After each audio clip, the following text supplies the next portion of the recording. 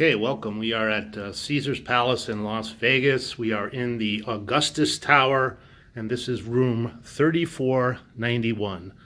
Once again, the Augustus Tower, room 3491. I just want to show you the view here. We do have a nice view of the Bellagio fountain, so at night we can see the water show right out there. There's Paris over there. There's Planet Hollywood, Hilton Grand Vacation, the Bellagio, of course, and that's where the fountain show would be, right out there. There's the west view of the mountains into the sunlight.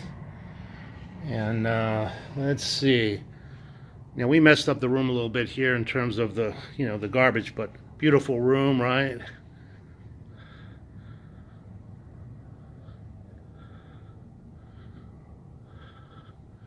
And I'll just very quickly show you the bathroom here.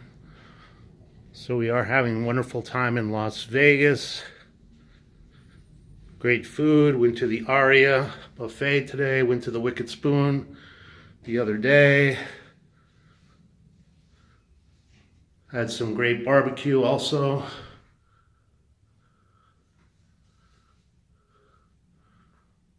And I think you know what that is, but we'll just, for the record, we'll just get the shot.